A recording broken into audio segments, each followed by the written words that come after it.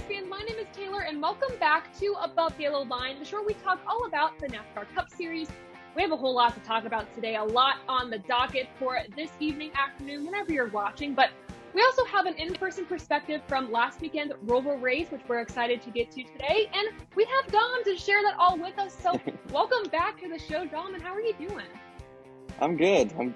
Fresh off ROVAL weekend, and a lot of what I didn't think was going to happen happened. So we'll get into that a little bit later. But no, happy to be back on the show for sure. Now, just like to start the show, if you were to describe the race in like 3 words or less, what would you say? What words would you give this race? Ooh, 3 words. Total, utter chaos. Even at the track, it wasn't just viewing from the TV? Okay, that's good. Yeah. So we'll have a lot to discuss from that. Very excited. And also, we know that they had the Window of Hope initiative that Kurt Busch had this weekend. So all the cars sported pink window nets, which were really cool to watch from the TV. But I'm wondering on the track, like seeing in person, which paint scheme was the best to you? The first one that pops to mind is Bowman. Alex Bowman's car looked good because it already had a little bit of pink flair to it. And it was based on the paint scheme, it was right where the blue on the sides connected to it. It just made it pop a little bit more, which I like that a lot. I also like Reddick's too because he already had a pink car.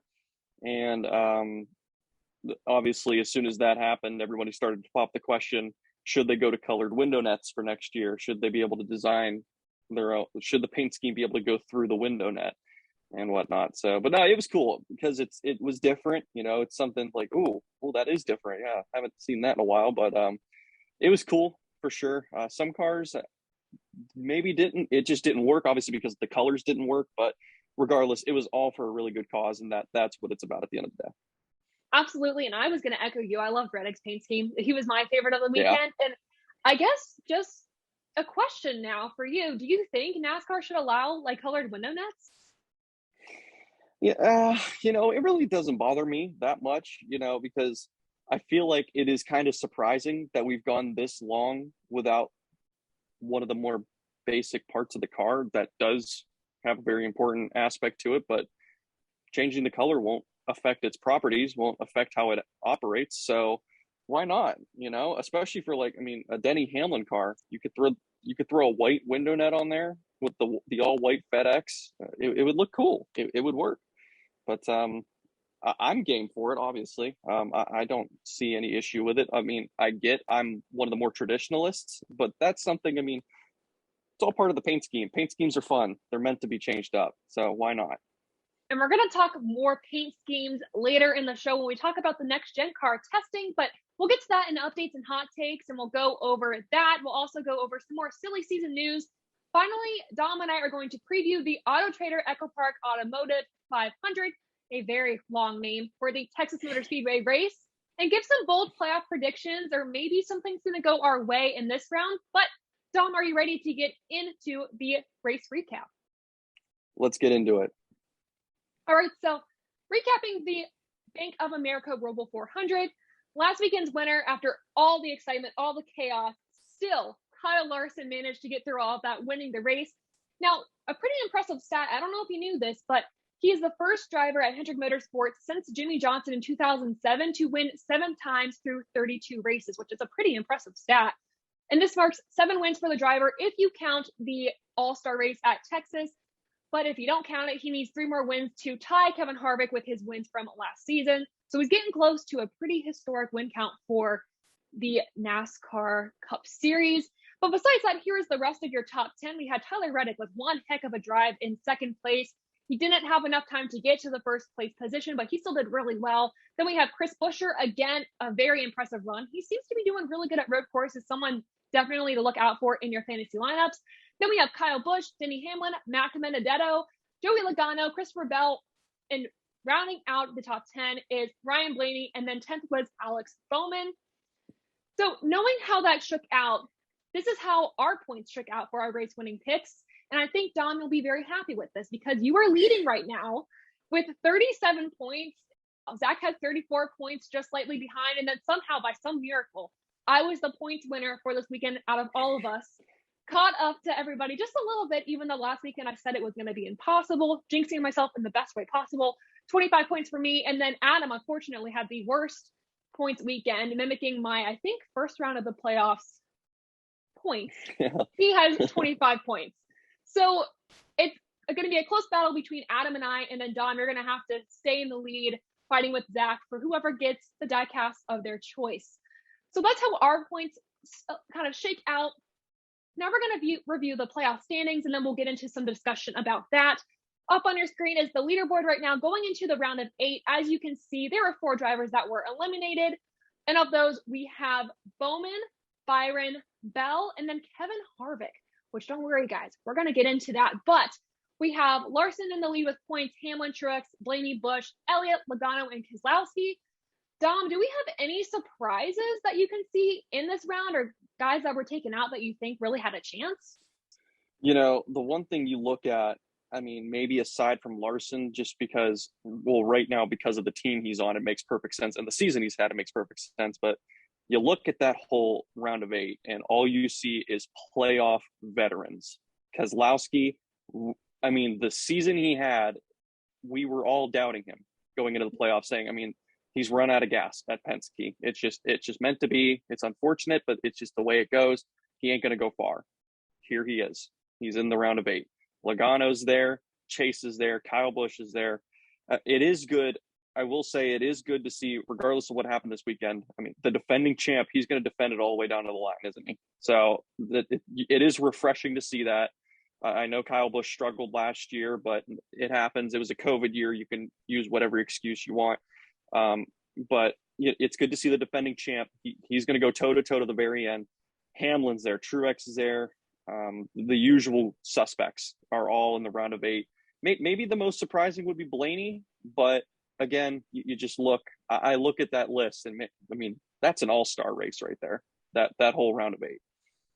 This is probably the round of 8 I'm most excited to see in the past 2 years, because like you said, Blaney is a surprise to me. And also, I think a fact to note here is we have the 3 dominant teams in the playoffs. We got 3 from Joe Gibbs Racing. We have all 3 from Penske. We have 2 from Hendrick, if I'm looking at this stat right.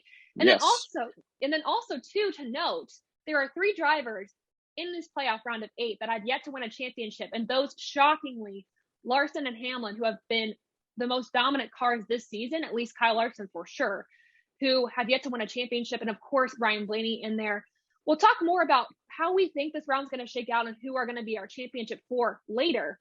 But as you can see here, and we're going to get into this now, one driver who was eliminated was Kevin Harvick. As you know, this weekend, some chaos ensued between the rivalry and feud of Chase Elliott and Kevin Harvick. And Kevin Harvick, looking at the results, you will see that he did not finish this race. And his best friend, Chase Elliott, kind of a road course king, finished the race in 12th. So, Dom, I think it's time to take a look at what happened here from your perspective. We know that they got into it in the 3rd stage of this race. What did you see from your perspective on the track, and what did you think was going on at the time? You know, it was very confusing being at the track that day, because I got to the track. It was beautiful, beautiful blue skies, a couple clouds here and there. Sun was out. It was a beautiful day. And yet we got a storm. It was an unbelievable experience when that happened, because we saw the wreck. We saw that Chase wrecked, because that was coming up onto the bank and going into the original oval turn 1. And of course, everyone reacts to that. When NASCAR's most popular driver has any sort of problem, you're going to get all 80,000, however many people were out the race, they're all going to react. And then I saw the replay, and that's when everyone puts their hands over their heads and just, what just happened? And it was pretty clear too, because the front stretch grandstands was going they were getting pretty rowdy. And so my first thought was, well, yeah, they got the up close view of what happened. Yeah, Chase Elliott just wrecked right in front of them. Of course, they're going to go nuts. And then I realized, no, it's because Kevin Harvick just fenced him. Whew, yeah, that was huge. That was big time, because there was a lot of big eyes on that one. Just, wow, that just happened. And immediately I saw Chase go to the pits, because when that first happened, I thought Chase was out. I saw how bad the rear end was on that car. I thought he was done. I didn't think they were going to fix that car. And then they got him back out there, And I mean, it was pretty evident. It's like, well, his race is done. He's out there for one reason, and it's to make sure somebody else doesn't make the next round. And I personally was shocked that a 50-time race winner, former champion, former Daytona 500 champion, who's in his late 40s, who's been racing in NASCAR since 2001, would get caught mirror driving against a youngster who just won his first title. And that is his demise. I mean, that could be the only excuse for him hitting that wall, is that he was just staring. He knew he was there. He knew he wasn't going to let him make that corner if he braked soon. And he looks back up and he sees wall. He can't brake fast enough. So it is karma. I do have to say, I mean, it is karma. It happens. I mean, Harvick, it happens. And you can see where Harvick's coming from too. I mean, he's sitting in a position where playoffs are on the line. I'm in the car. I have no idea where I'm at in the points. If this isn't enough, I have to assume it isn't enough, and I have to keep going forward. But I've got a guy behind me that's definitely going to wreck me if he gets close. So I could see where just like everything collided at once for him, and then he ended up in the wall. I will say that Chase Elliott did not do himself any favors in post-race. He did not do himself any favors. When I get that he was still pretty fired up about that, because he had a car. I mean, it's Chase Elliott. He could have won that race with ease. He definitely could have won that race. And no driver likes to have the race ruined. And for him to say Merry off season and Happy Christmas to Kevin Harvick, which, yeah, it's funny. It is funny. And you also want to be that guy that gets the last laugh, because now I'm the defending champ. You thought you had me finished, but I'm still in it. But now Kevin Harvick, who, as we know, has not been a fan of NASCAR recently, has not been a fan of his season, don't know where he stands on the next gen car. And I mean, he's got a great son in Keelan that if he wanted to retire and just put all of his efforts into Keelan's career, he can do it. He's got the assets. He's got the companies. He's got the money. It would all come down to the passion for wanting to keep racing for him. That would be it. And if he wants to call it after this year, what more Kevin Harvick way to end his career than ending his rivals' championship hopes? All the leverage is in Kevin Harvick's hands right now, because now Chase Elliott has to know that this guy has nothing to lose for the rest of this season. And if he wants to make his life miserable, he can. And this takes me back to 2011, when, if you know the infamous altercation between Harvick and Kyle Busch at Darlington. Oh, yes. Yes. A couple of weeks later at Pocono, Harvick and Kyle Busch were together on track. Harvick never wrecked him. He played head games with him. He would be on the outside of Kyle Busch, and he would drive him all the way to the apron, never touching him, but forcing him all the way down to the apron, getting him into the gravel, and then driving away. He would just play head games with him the whole race. He would sit behind Kyle Busch with a perfect run to make the pass, wouldn't do it. He would fill his mirror with number 29. So, I mean, yeah, Chase Elliott got the last lap of the Roval, but you've got to believe Harvick's licking his chops right now. That's all I got to say about that.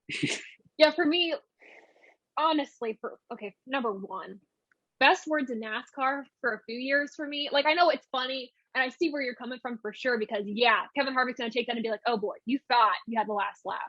But like you said, Kevin Harvick has nothing to lose at this point. Obviously, he is the front runner for his team right now, and he wants to finish the season off strong. But if he is that mad at Chase Elliott still, even though karma bit him in the butt, and even though, like, Elliott didn't really try to retaliate, he said over the radio he would. And obviously, I think NASCAR really stepped in on that. And they also, news as of today, when we're recording, NASCAR had a conversation with both teams. They basically was like, hey, don't take this farther, kind of keeping an eye on the situation, let teams know where they stand on this.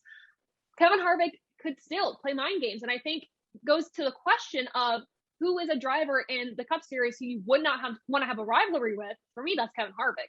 He's veteran, he's seasoned. He knows that he doesn't have to wreck you out to scare you. right? He can just mess with you. And I was going to actually pull back the Kyle Busch and him rivalry there, is that he messed with Kyle Busch's head. Kyle Busch is another driver I want to have a rivalry with, but if I have to choose one, it would be Kevin Harvick. But my thing is, I was thinking that Kevin Harvick was waiting for the right moment to make a move on Chase Elliott. And at that point, you knew it was intentional. Of course, Harvick never said it was truly intentional, because at that point, he would get in trouble with NASCAR. But if you are going to wreck somebody at that point in the track, you have no other opinion on it other than to put them into the wall. You're not trying to just kind of move them out of the way. They're going to go into the wall. So for me, I thought it was intentional. I think it was a feud that's going to last the rest of the season. Obviously, Chase Elliott's going to do the best he can to defend his championship hopes. And for me, honestly, as soon as he wrecked, I almost stopped watching the race, not because I'm a big Chase Elliott fan. I mean, I am a fan of his, but because he is my championship winner in our bracket. And I didn't want to lose points because I'm already behind in points, and for selfish reasons, I wanted him to continue. So that being said, I am glad he was able to stay in. Obviously, right now, if the championship 4 was set, he'd be below the cutoff line. So he has to really fight to get back into it. But I have, I think, one more questions for you. I have 2 more questions for you regarding this kind of feud here.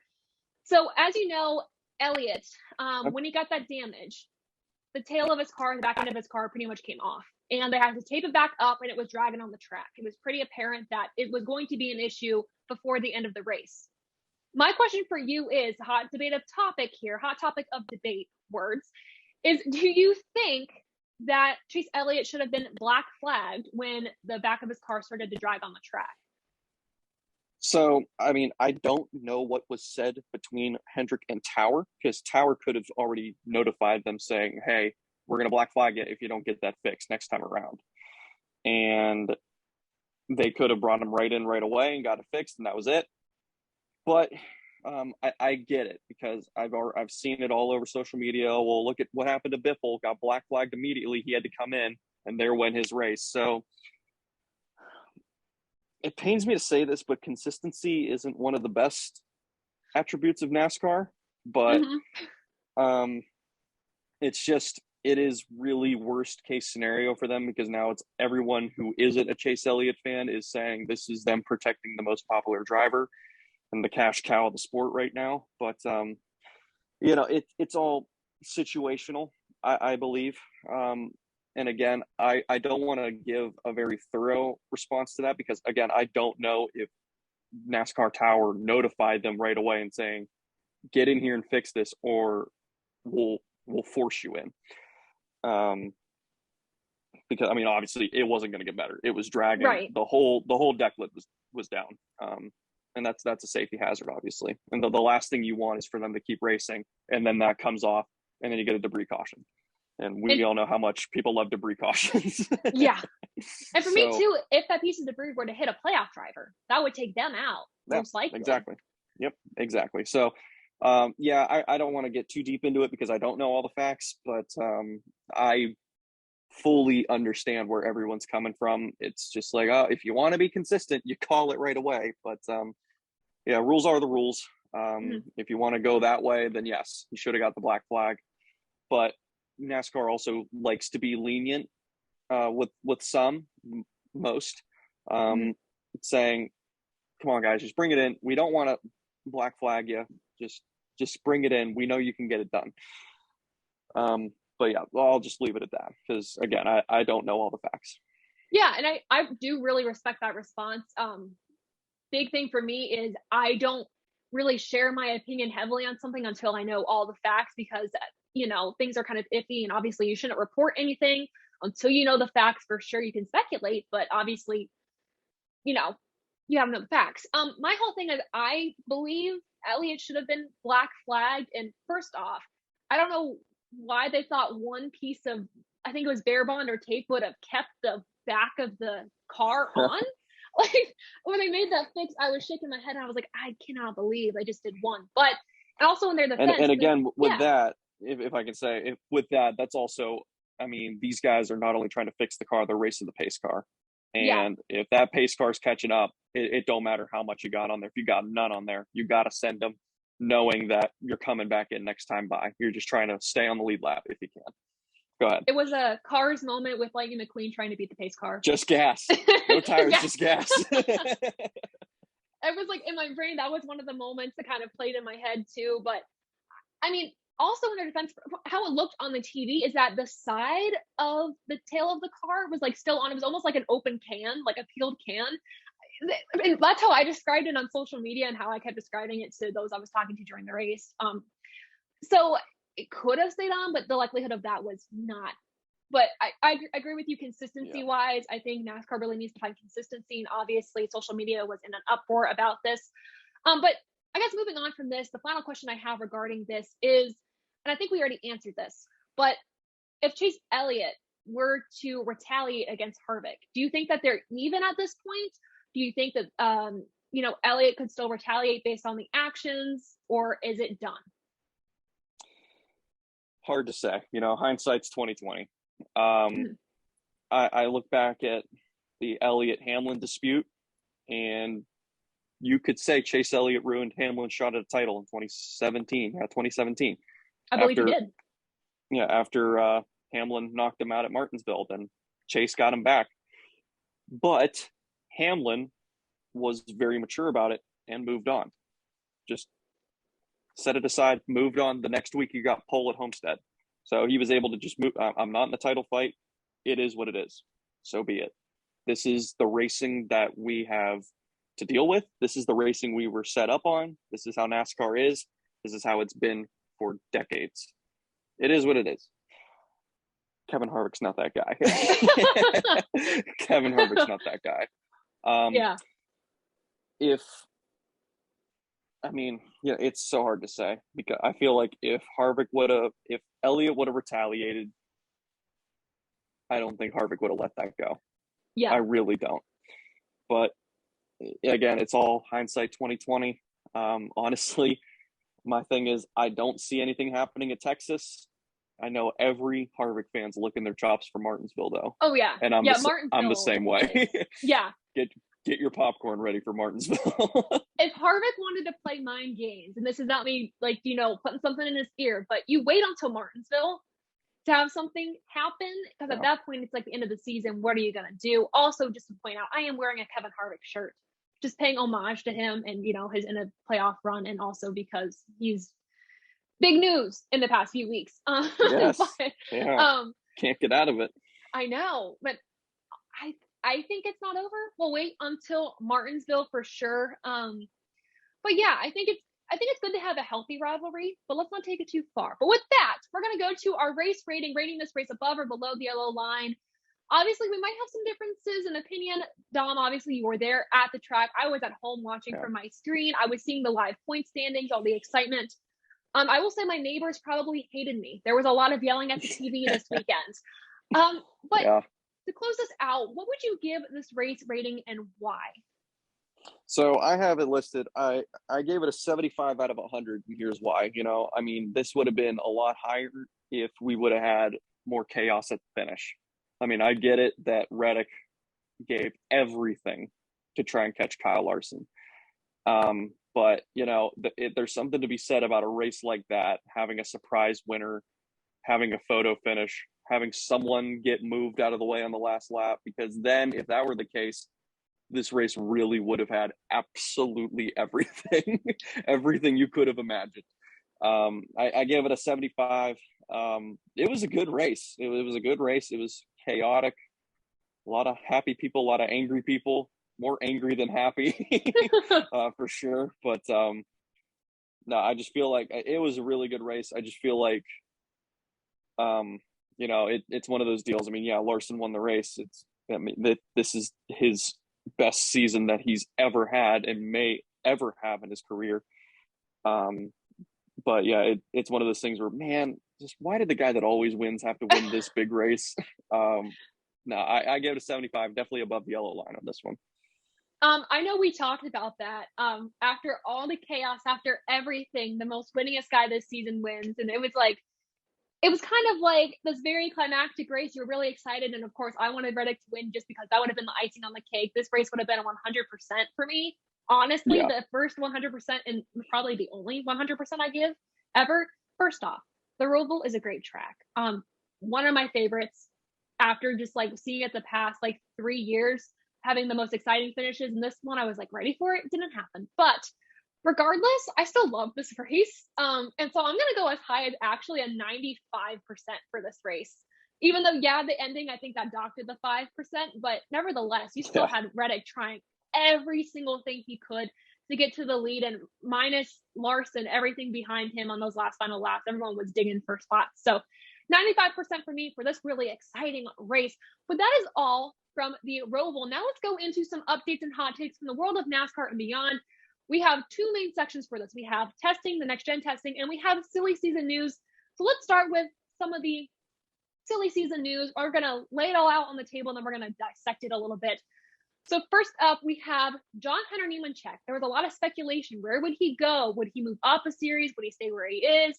Switching, well, the news came out today that he will be staying with Kyle Busch Motorsports in 2022, still driving the number 4 in the truck series with Eric Phillips as his crew chief yet again for a full-time ride.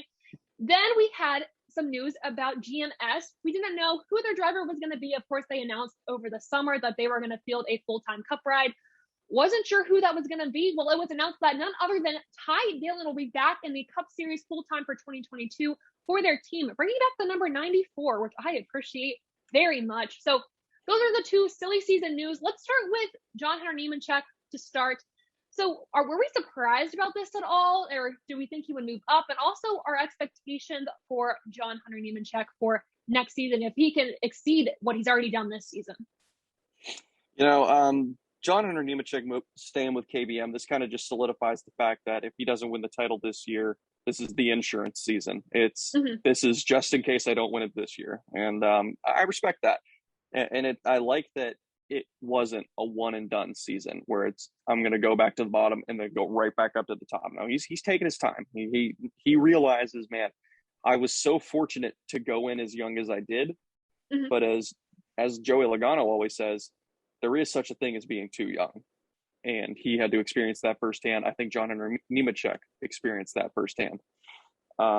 So I am happy to see him stay with KBM, and that it makes the truck series more exciting because you do have a fairly bigger name in John Hunter Nemechek. I mean, the name Nemechek itself is going to carry a lot of fans. It's nice to see him stay with KBM, and it is very cool, especially because, I mean, I watched him when he first started racing trucks, and it's cool to see. I mean, he was winning in his dad's equipment, and now he's in the big time equipment that he couldn't keep up with when Kyle was in it, and now he's kicking butt in it. It's very cool to see for John Hunter, and happy for him. It's definitely a very positive move for him. And for stats, just for the season alone, he has 5 wins this season, 12 top 5s, and an average finishing position of 8.5, leading all other drivers in the field. I love the relationship that him and Kyle Busch have formed. I mean, you see on social media, they do like trips together, like their families, and just seeing how he's grown as a person throughout his career has been really cool to see. Of course, now he is a father, which is just mind blowing because we saw him racing when he was really young. So yeah, honestly. That's been really cool to see. I am a little surprised. Obviously, I am a fan of keeping somebody in a series until they've fully developed and are really able to challenge for a championship, then move them up. I'm not a fan of fast developed drivers, or even at that point, money drivers. I'm speaking your language here. That's gospel to me right now.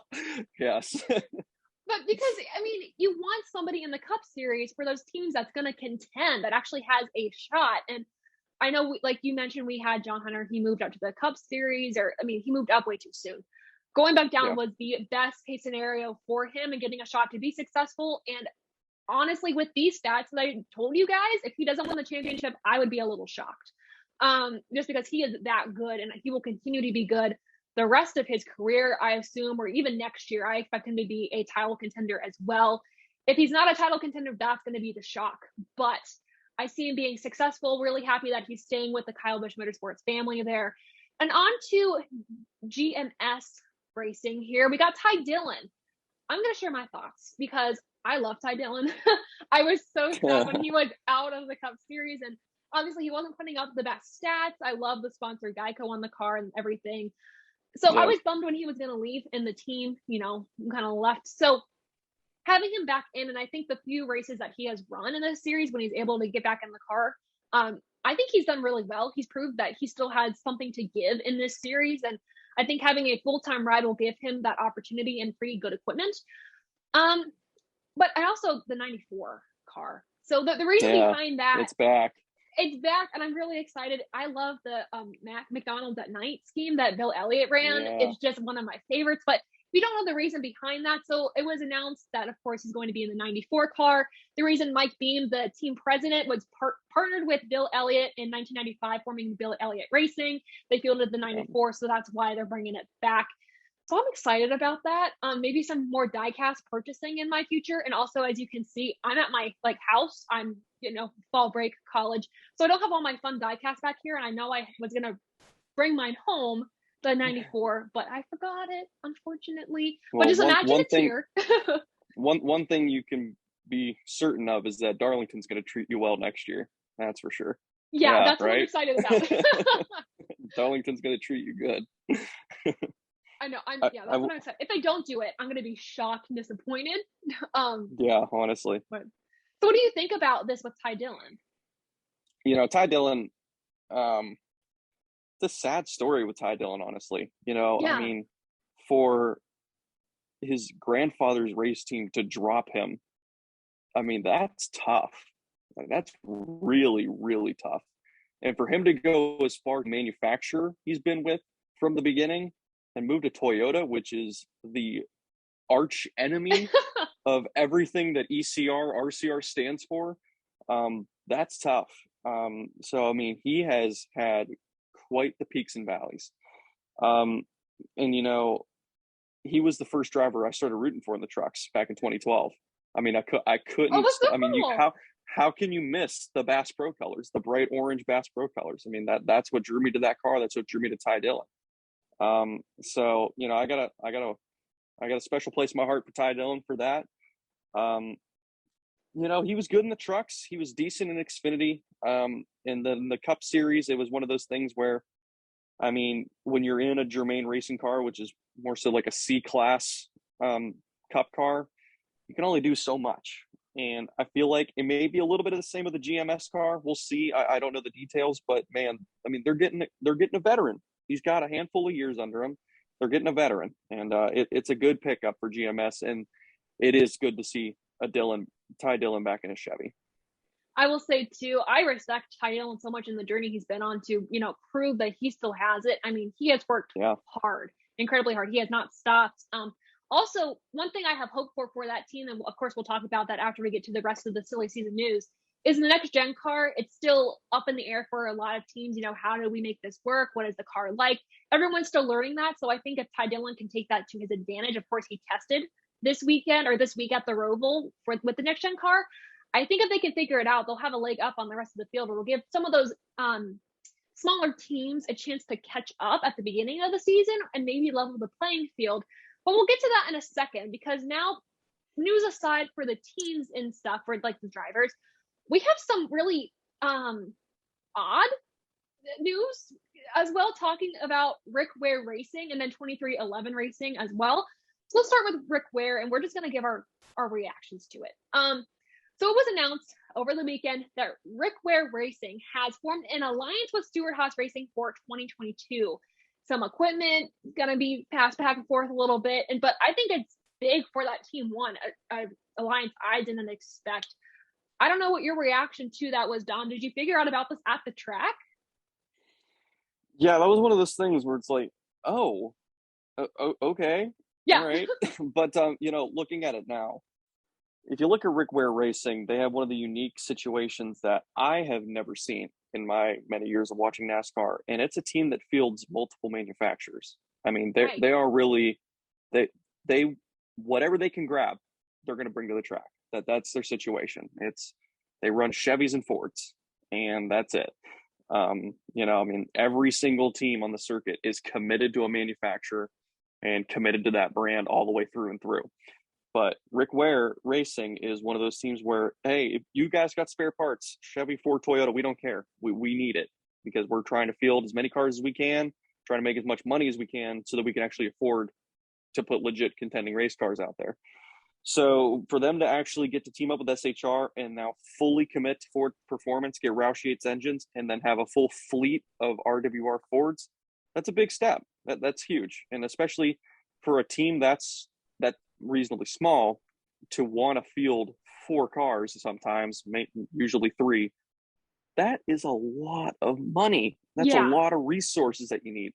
So, I mean, credit where credit's due. They've pulled it off. I mean, obviously, they're no race contenders by any means, but it doesn't matter. They're there for the paycheck, and they get the paycheck. It's all about affording to go to the next race for that team, and they have managed it very well, and they've grown. I mean, there's something to be said about Nurtec ODT coming on for every race in the season. That's huge. That's huge for a team like that. So, I'm happy for RWR. I'm sure SHR fans are now looking at this and assuming they're going to just get even slower. Not the case. So this is a huge positive for RWR. And now this also shows that SHR is trying to expand their brand, just like how Penske has, where Penske relays parts to some teams. Now SHR is going to start doing it, just like how Hendrick hands down to some teams, RCR hands down to some teams. Simple as that. I think for me, this shows Ford really wanting to work together to build their team. Because I think after this year with SHR not being as strong, it was kind of a wake up call, like, oh, okay, we got to form alliances. We got to get things moving. So like you, I am really welcoming this. It was a shock to me. And I was like, wait a second, what's happening here? Because at first I thought it was like fake news-ish, because I was like, that's nothing that was on any of our radars. But I think to have this team have a shot at being a little bit more competitive is great. I mean, they field, like you said, many drivers, and I think it'd be cool to see Cody Ware get a little bit more competitive as well in the field. Also, news that we're not really going to dive into, just as it doesn't really pertain to NASCAR in particular, but Tony Stewart actually announced today that he's going to be fielding some cars in the drag racing. NHRA. Yep. NHRA. So you can see, just based on this and that alone in this week, that he has plans to expand throughout the world of motorsports, and obviously the Superstar Racing experience this summer that's coming back next summer was something I really enjoyed, and I'm excited to see again.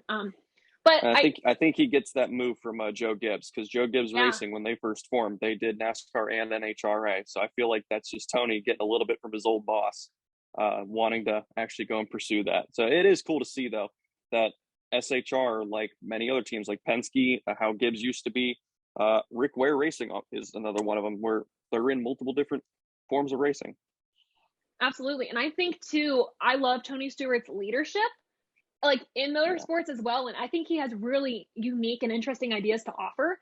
So anywhere he goes, whatever organization he touches, he does some really good things. So I'm excited to see what he does with drag racing. I'm excited to see what he does with, kind of expanding Rick Ware Racing a little bit.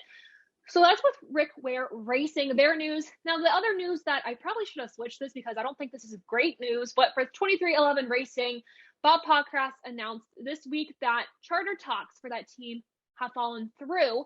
According to Bob Pockrass and sources, a deal between 23XI Racing and Front Row Motorsports to acquire one of their charters for the number 45 for Kurt Busch has fallen through in the final steps of negotiation. So I think that leaves questions now. There's not a lot of offers on the table. I know Spire was talked about being an option, but they sold 2 of their 3 charters to Colleague, so they could field 2 cars in the Cup Series. So I'm out of options. I have nothing to add to this conversation. I didn't know if you did, though, if you see other options out there for 23XI Racing, or if they're out of luck. Well, one thing to look at this year, this whole season, Ryan Preece has been racing on no charter, and he's gone all the way through. I mean, you're putting a former champion in that 45 car. All he's got to do is make the Daytona 500, and he's going to make the rest of the season. So if you're a fan of 23XI and you see this news and you're panicking, don't worry about it. Kurt Busch is going to be just fine. That 45 car is going to race. And plus, with a team like 23XI, they're going to find a way to get that charter. It just all depends on who's going to give it up, who they can go to, and whatnot, what have you. I don't see Kurt Busch not racing next year because they don't have a charter, or having to go part-time because they don't have a charter. He's going to be just fine. If Ryan Preece can do it, 2004 Cup champion Kurt Busch can do it. I think too. I mean, they bring so much sponsorship in. I don't think money's really a question because I think they have a lot to throw Yeah. around. Like you said, it just depends on which team is going to give up a prize to charter because there is a lot of teams trying to get into the Cup Series this year because of the affordability of the next gen cars. And like, I don't have no concern for Kurt Busch and his ability to race a car, almost like Tony Stewart. Every team he goes to, he makes better. And I think this is a team that you can make better. Already found their groove, of course. Bubba Wallace winning at Talladega, his first Cup Series win, first win for the team. Very exciting stuff. So my concern is just where they're going to get the charter, but I find it hard to believe that they're not going to acquire one. It's just when and how late is that going to happen? But that is silly season news. It's time to go into next gen testing. A lot to break down here as well. But we had testing this week at the ROVAL on the 11th and 12th of this month, this week.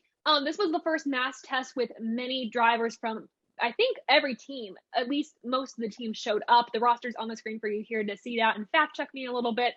Noticing some big names that weren't there though, like Chase Elliott, Kyle Busch, and Brad Keselowski, of course, moving teams, but he wasn't there.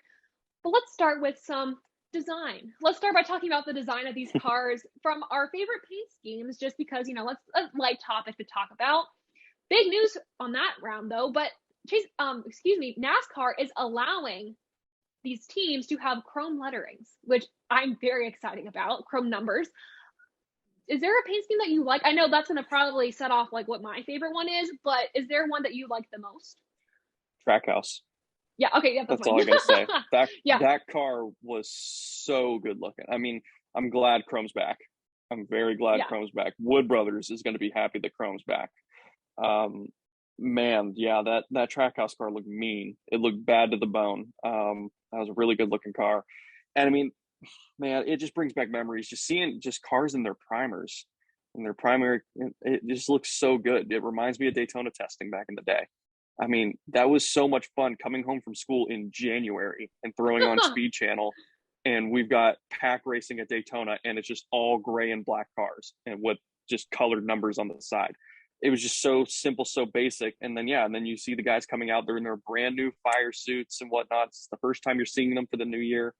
They all got their jackets on because it's freezing cold in Daytona in January. And they're just out there testing. It was so much fun. It was the best. But no, brought back a lot of memories seeing all the primer cars out there running laps. The Mustang looks good on track. Still, on the Camry and the Camaro, but they did a really good job with the Mustang. My only thought on that is I wish if they wanted to stay specific on the car design, they put the Cobra on the grill, not the Ford logo, because that's a Shelby GT 500 is what that is. You ain't fooling me. So stay true to it. I do like though that they are changing the Camry from the XSC to the TRD. They're making it officially the TRD Camry. I think that's awesome for Toyota because the TRD is my favorite Camry ever made. Saying, that's quite the list of cars. The Toyota Camry best made list. But no, they look really good. That Trackhouse car looked really, I mean, it popped. I mean, you see those chrome numbers, it pops. So for sure, that was my favorite. I mean, that's my favorite too. Another one I wanted to bring up because I assumed it would probably be our favorite. Like, we wouldn't disagree on that. But I also really like the Colleague 16 car. I actually thought it was really nice. Just like the white, green, and black. I don't know. It's up on the screen for you guys now. I thought it looked cool. That was another one I did. And then I was kind of disappointed that Penske didn't have their wraps on yet for the car, didn't have the paint schemes all set out. They just had the numbers. And I still liked it though. I thought it was cool. Obviously not going to stay that way, but I'm eager to see what they do with the cars.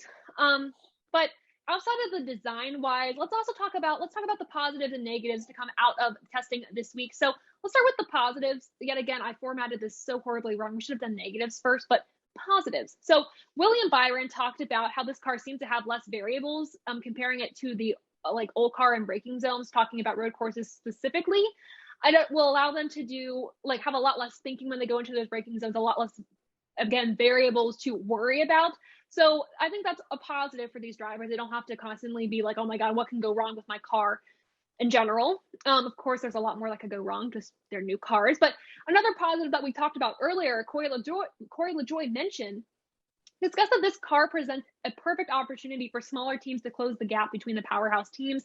Also, Corey LaJoie this week, I don't know if you saw these tweets from him, Dom, but he was very vocal about the experience testing these past 2 days and seemed overly positive or overwhelmingly positive, I think, just really excited to get into the new car. Did you see any of his comments, and did any of them I stand did out not to you? know. Okay. Yeah, I thought it was cool that, because I know some drivers are being very keeping their mouth shut about the next gen car until, or maybe even just to the media at all. And some drivers are being very vocal, which I think as a fan, I appreciate, just so we know what's going on. So that was positive. Final positive to come out of this week is that we have finalized the package for short track racing, road courses, and intermediate tracks. The road courses and short tracks will have a 670 horsepower with a 4-inch spoiler. It used to be 750, which, 750. And then we go to the intermediate tracks, which will be 550 horsepower, which is with an 8-inch spoiler. Super speedways yet to be determined. As we know, we're waiting for the final testing in January at Daytona, cutting it a little close there to have, that be the final, and then the Daytona 500 the following month. Now, I'm not really into the mechanics of NASCAR. I don't really know how the cars work that well. I've tried to understand it, and of course, I'm always willing to learn, trying to learn. But Dom, did any of the packages to you seem a little off, a little funky, or is that how you would expect them to be? Well, I mean, based on spoiler heights, it's dead on. Short tracks and road courses, you don't need the big spoiler to bring the rear down. It's perfectly fine where it is at 4 inches, 8 inches. You want to be bigger for the intermediate tracks because the faster you go, you want to have more rear downforce. You want to have more rear grip. Because the last thing you do is to want the rear to get light. You go into a corner, you spin right out. Yeah. So makes perfect sense. No, everything seems to be in order. I know Dale Jr. ain't gonna like the 8-inch spoiler, but that is what it is. But no, it's just, if anybody is just getting into NASCAR the past couple of years, it's going to look exactly the same as it has in years past. And do you think there's still room? Of course, I think the biggest thing I can kind of talk about here, and I know the teams in NASCAR has talked about, is patience as we go into our negatives. But this is going to be a lot of learning in a short amount of time. Obviously, we've been testing the next gen car this season, but we're not going to know how they truly race until we're at the Daytona 500. And that for me is scary as crap. Not knowing these cars, obviously having issues already testing on super speedways with safety concerns, and we're starting off brand new car, super speedway. So one thing I can stress, at least, and I know I will still probably be frustrated, is patience. We will figure it out. NASCAR is going to figure it out for the fans. Have faith. But along with that is, I know that's sometimes hard to do with NASCAR, but question for you too is, do you think we're going to see these packages change at all? Because I know NASCAR has changed them obviously through the seasons, sometimes, most of the time, but do you think we expect some changes even though this is finalized for now? It's a brand new car, so everybody's got to be able to be flexible. That's just the bottom line. The Gen 6 car got changes right away, right out of the gate. After 2013, they had to make the top half of the spoiler see-through because the driver said, I can't see out my rear mirror. The spoiler's too tall. So they're like, all right, we'll keep it the same height. We're just going to make the top half of it clear so you can actually see what's behind you. Things are going to change. It's just the nature of the beast. You're working with something that's brand new. We have no idea how this thing's going to race on day one. There's only one way to find out, and it's to race day one. And then from there, we can decide what needs to change, what can stay. Things are going to change. It's the way it goes. And again, NASCAR, things change every year. It's just the way it is. And it's for safety and affordability and entertainment concerns. It's just the way it goes. Things will change. And then speaking of change, negative things that need to change in the car. First thing that was a complaint over the whole field of drivers that were doing the testing this week was that there is vibrations in the steering. It remains to be an issue for several teams. It's been in past testing as well. And they're suggesting that it's an issue in the design flaw of these cars, and that it could not be fixed in two-day testing, according to the article I am referring to from NASCAR.com. I'll link that in the description below as well. So that's one of the major issues that is a concern. Hopefully, obviously, they will get it fixed at some point. And then a major issue that's been consistent, I know Denny Hamlin has been very vocal on this, is that the heat inside the cockpit of the car has been, not good. Obviously, you don't want to be driving in an oven. in particular, if you see on your screen right now, Bob Podcast tweeted this. They have some solutions for this. Tyler Reddick's car, you can see there's slits in the windowed areas of the car just to kind of vent out the heat from that. But those seem to be the two main concerns from these drivers. Otherwise, it was a lot of unknowns. And if anything, all these drivers agreed on, it was that they have to learn a lot in a short amount of time, a lot of adjusting that needs to be done. Dom, do you have any other concerns for these cars as of right now, or is it just a kind of wait and see? Still haven't heard much about the post-Talladega crash. The crash test at Talladega, a lot of red flags were raised after that. Mm-hmm. And a lot of people are still sitting there scratching their heads waiting for answers. But again, I mean, this is a very unproven race car that we're dealing with right now. Yeah. So we're fortunate we still have until February to get it proven, but we also only have until February to get it proven, so COVID really didn't do us any favors in terms of getting more testing. But then again, this car was supposed to be running this year. So there was no way. They were very correct in postponing it. I just feel like more tests need to be done. More tests will be done. But that Talladega crash test that a lot of people were not fans of, that would be my only concern right now. And I will say, they addressed it in the article. Like I said, I'll link it in the description below. It was addressed by Steve Phelps. Wasn't a lot to dive into there. They just said they're still looking into it, still adjusting. Like I said, the package for the super speedways is not finalized, won't be finalized until January's testing. So again, we don't have a lot of answers, which is concerning. But speaking of more testing, as soon as the season's over, we go into more testing. November 17th and 18th at the Charlotte Oval, not the Roval, the Oval, we'll have more testing there. December 14th and 15th, we'll be testing at Phoenix. And January 11th and 12th, we'll be back at Daytona. NASCAR will be testing there. There's a lot more information on these tests on the NASCAR website, not to not plug above the yellow line and the others that we're associated with here, but there is a lot of information like speeds from these tests, a lot more that kind of go over my head a little bit with the mechanics of the cars. But if you're really into that, definitely go to NASCAR.com to check all that out. And that's all with the updates and hot takes. Lots to get through, but we still have more with the preview of the Autotrader EchoPark Automotive 500, starting with your track facts. Starting with your track facts for Texas Motor Speedway, the track length is 1.5 miles long. The race length is going to be 334 laps or 501 miles. Stages 1 and 2 will both be 105 laps each. And then the final stage of this race will be 124 laps. Now that we have the track facts, it's time to line up the field for the Autotrader EchoPark Automotive 500. On the pole is Kyle Larson, who won last weekend's events. Then we have Hamlin, Kyle Busch, Blaney, Logano, Elliott, Keselowski, Truex, Reddick, and Buescher rounding out your top 10. Finally, we have to line up the odds for this weekend to see where the drivers will shake out. Of course, the last race we had here this season was the Texas All-Star race, so we're not going to count those facts into here.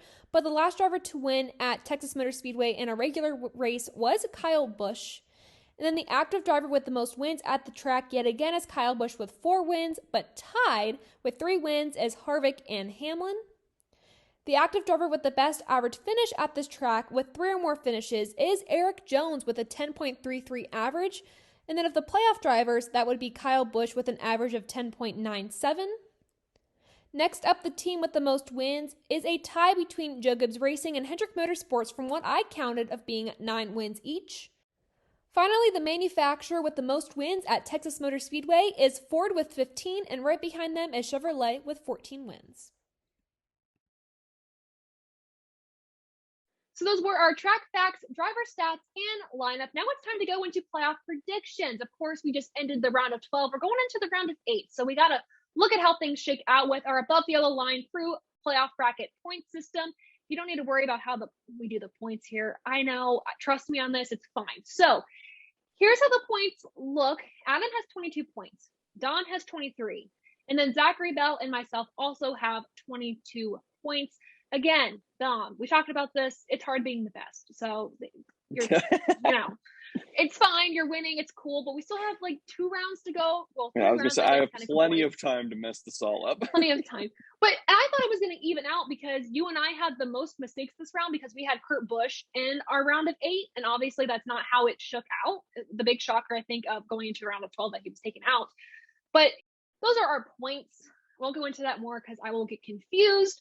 Let's go into some predictions, though, going into the round of 8, which then eventually leads us to our championship 4.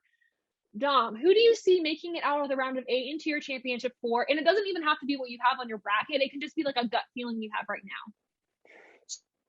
So I've got 3 of the 4 drivers that I had in my original championship 4 still in, the one exception being Byron.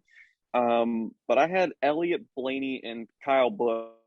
I'm going to go ahead and keep Chase Elliott in there. I really do think he's going to go all the way. I don't, not to say he's going to win it all. I do think he's going to make the championship again. I mean, I really can't see Larson not making it. I really can't. I've got to put Larson in there. I would also say that Denny Hamlin is almost a sure thing to make it as well. Just the way he's been racing. He's been so consistent this whole playoffs. I'm going to stick with the 11, and then I'll go with old reliable Joey Logano for number 4. A little bias. He finds there. a way. He does find a way. Just find a way to win. I will say, find a way to win. I did have Byron in my round of 8. And obviously, unfortunately that didn't work out for us. He could have won. He really could have. But then, didn't. But I have Larson, Blaney, Kyle Busch, and Elliott in my championship 4. And like you, I contemplated, even when we did our playoff video, when we formed our brackets, I contemplated between Blaney and Logano because, like you said, reliable. I mean, he's somebody who always manages to find his way in. And somehow this year, I think I'm going to stick with my championship 4. I feel good about it. Kyle Busch usually finds his way in, though I'm tempted to swap him with Martin Truex Jr. He's been a very quiet driver. But again, if we were to cut everything off right now, Martin Truex Jr. would be in the championship 4 and Kyle Busch would be right out. So it really depends. And the kicker here for that is Martin Truex Jr., Martinsville. He won it there in the spring. And that's pretty much he's had Martinsville's number the last couple of years for sure.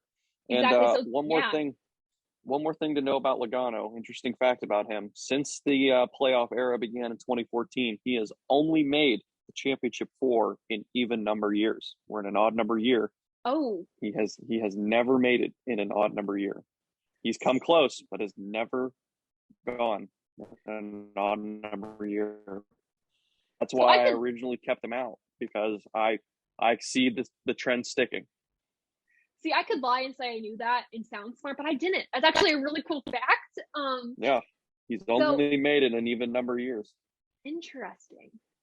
Yeah, Logano made it in 14 and had the jack fall off at his last pit stop, cost him the title.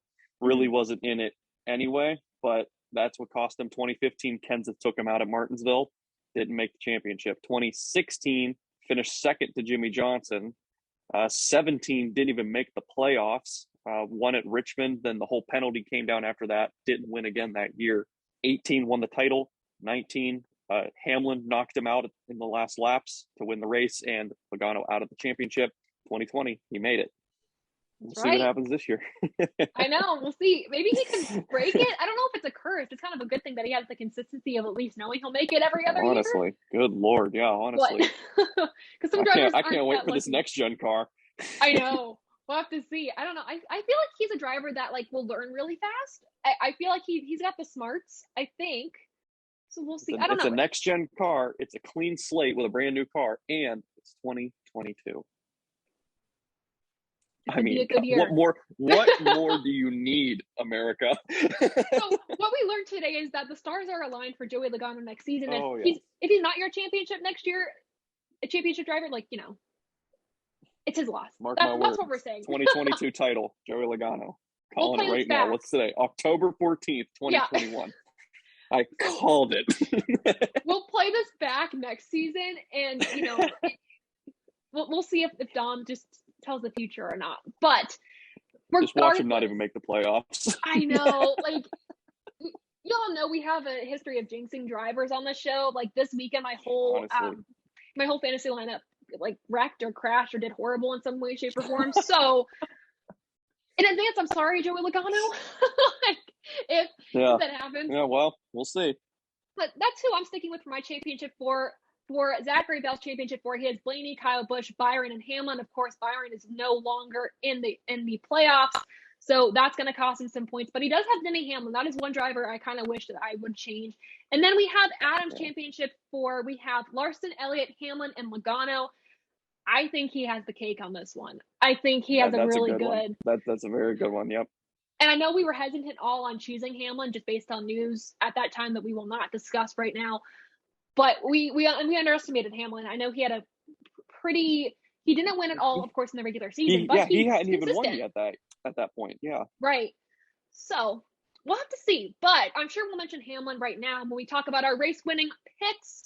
Let's start with our garage picks. If you have not seen the show before, or you kind of forget, the garage pick is a driver you think will do well, but might not win. A driver you're like, ooh, I want to put them as my winning pick, but I'm not too confident. Or maybe even a dark horse pick if you want to get some interesting points. So, Dom, who do you have as your garage pick and why? So I've got Denny Hamlin as my garage pick. You know, Hamlin has proven before that he can win at Texas. He's a very good driver at Texas Motor Speedway. But, you know, I have him here because the trend has been when the round starts, Hamlin wins. So I've got him there as my safety pick because I just feel like that consistency can carry him to victory lane again and on to a third consecutive title appearance, which is huge for him. Considering he went 2014, the first championship he made it. And then after that, it was quite the downward slump for him. So a huge comeback for Denny Hamlin in recent years. For a guy who, after not winning at all in 2018, we were starting to count out as how much longer does he have in that car. I've got him as my safety pick. Again, good at Texas, 2-time winner there. They're kind of spaced out, but his most recent was in 2019. So he's got experience in the Gen 6 car in this pretty much package and this new layout of Texas.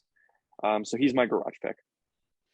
I think that's important to mention that if you win any of these races in the round of 8, you're automatically locked into the championship 4. So if there's a time to win or get really gutsy with your races, it's now. I mean, you got to win to secure yourself a spot because that's the only thing that's going to guarantee you at this point with how close I think the points are.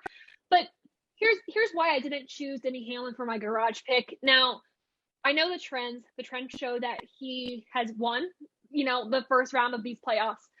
But also I like to give everyone else kind of a chance to give their garage picks first because I don't want to be the same as anyone else. 1, reasons, points, and 2, just to vary it up. But mostly, regardless, I was going to choose Joey Logano. I think he is kind of a silent pick that he's usually finished in the top 10 at this track. Obviously, I believe he has a win or 2 or something He won there in 2014, the spring race of 14.